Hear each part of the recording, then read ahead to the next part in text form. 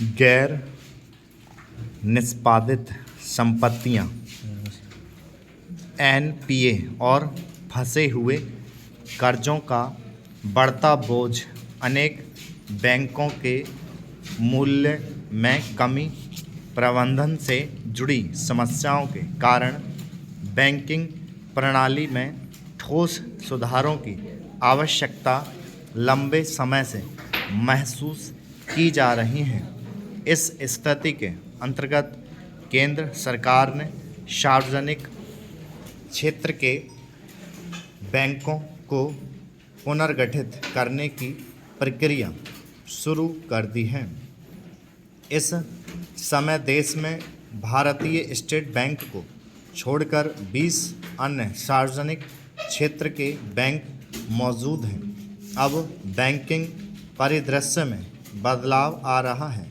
निजी क्षेत्र के बैंकों की बढ़ती बैंकिंग सक्रियता, गैर बैंकिंग वित्तीय कंपनियों, क्षेत्रीय ग्रामीण बैंकों, भुगतान बैंकों और छोटे वित्तीय बैंकों की संख्या में हो रही निरंतर वृद्धि इसका प्रत्यक्ष उदाहरण है।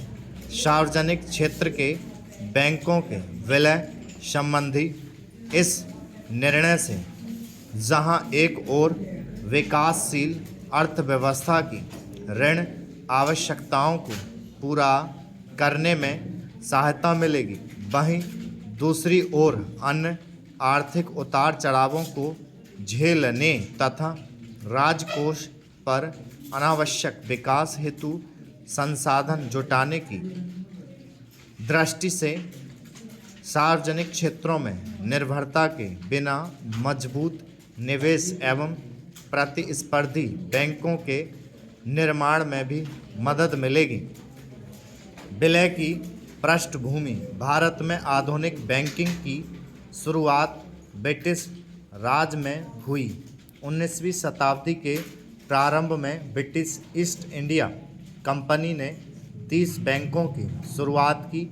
बैंक ऑफ बंगाल 1809 में, बैंक ऑफ बॉम्बे 1840 में तथा बैंक ऑफ मद्रास 1843 में।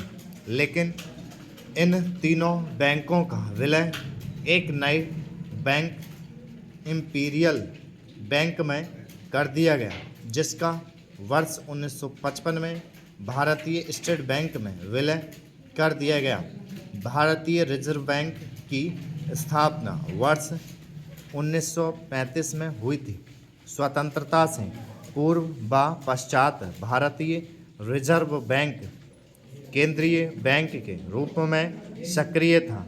उसे बैंकों का बैंक घोषित किया।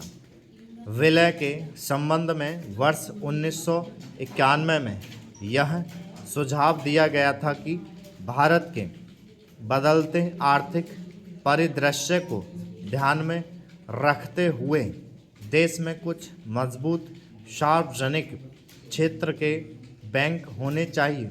सार्वजनिक क्षेत्र के बैंक के विलय को लेकर पिछले 10-15 वर्षों के दौरान कई समितियां गठित हुईं, लेकिन किसी के भी सुझावों पर अमल नहीं हो पाया। वर्ष 2003 में भारतीय बैंक संघ ने बैंकों के विलय की रूपरेखा तैयार की। इसके बाद केंद्र सरकार ने तत्कालीन वित्त सचिव आर.एस. गुजराल की अध्यक्षता में एक उच्चस्तरीय समिति का भी गठन किया। इस समिति ने सार्वजनिक क्षेत्र के सभी बैंकों को मिलाकर 7 बड़े बैंक बनाने की सिफारिश की। उसके बाद प्रधानमंत्री श्री नरेंद्र मोदी की अध्यक्षता में केंद्रीय मंत्रिमंडल ने अल्टरनेटिव मैकेनिज्म के माध्यम से सार्वजनिक क्षेत्र के बैंकों के विलय को सैद्धांतिक रूप से मंजूरी प्रदान कर दी।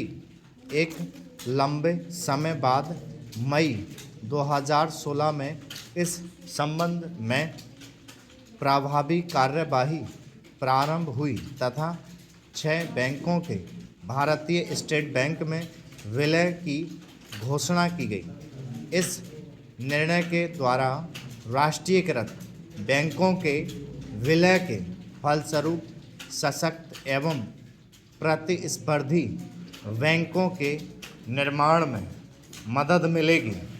विलय की आवश्यकता भारतीय बैंकिंग व्यवस्था में सार्वजनिक क्षेत्र के बैंकों की संख्या बहुत अधिक है।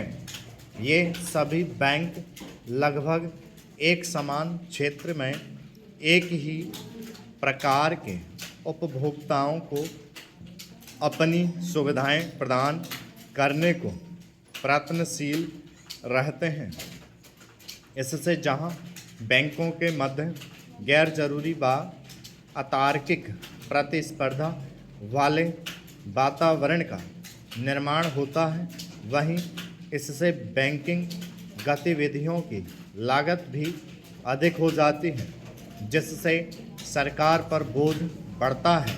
चूँकि भारत अभी उभरती अर्थव्यवस्था वाला देश है, अतः यहाँ ऐसे बड़े बैंकों की आवश्यकता है जो बड़े पैमाने पर कम जोखिम के साथ ऋण प्रदान करने में सक्षम हों। भारत को वैश्विक सुपर पावर बनाने के लिए बड़े बैंकों का होना आवश्यक है, जिसके लिए बैंकों का आपस में विलय एक अच्छा विकल्प है। वैश्विक स्तर पर प्रतिस्पर्धा बने रहने के लिए एवं विश्व स्तरीय पहचान बनाने के लिए बैंकों के प्रस्तावित एकीकरण या विलय का उद्देश्य मजबूत बैंकों की स्थापना करना है। बैंकों के व्यावसायिक वाणिज्यिक प्रभाव को बढ़ाने के लिए तथा संसाधनों के एक ही स्थान पर होने वाले केंद्रीकरण की समस्या से निजात पाने के लिए बाजार में होने वाली उथल पुथल का सामना करने में सक्षम बनाने के लिए वैश्विक स्तर पर होने वाले परिवर्तनों का सामना करने के लिए बैंकों के विलय की आवश्यकता होती है। बड़े बैंक संसाधन जुटाने के मामले में छोटे बैंकों की तुलना में कहीं अधिक सक्षम होते हैं। ऐसे बैंक संसाधनों के लिए सरकार पर अधिक निर्भर नहीं रहते, अतः सरकारी निर्भरता नगण्य करने के लिए बैंकों के विलय की आवश्यकता है। विलय की प्रक्रिया में बैंकों का एनपीए नगण्य करने के लिए व बैंकों के एकीकरण द्वारा उनका पूंजी आधार बढ़ाने के लिए और विशाल परियोजनाओं के लिए अधिक कर्ज देने में कठिनाई महसूस नहीं करने के लिए भी विलय की आवश्यकता है। विलय की प्रक्रिया बैंकों के एकीकरण का एकमात्र आधार व्यावसायिक होगा। एकीकरण के अंतर्गत एक या दो छोटे बैंकों का विलय किसी बड़े बैंक में किया जाएगा। इन बैंकों के एकीकरण की प्रक्रिया में बैंकों की संख्या कम करने पर बल होगा, लेकिन किसी भी प्रकार के रोजगार पर आंच नहीं आने दी जाएगी। स्टॉप।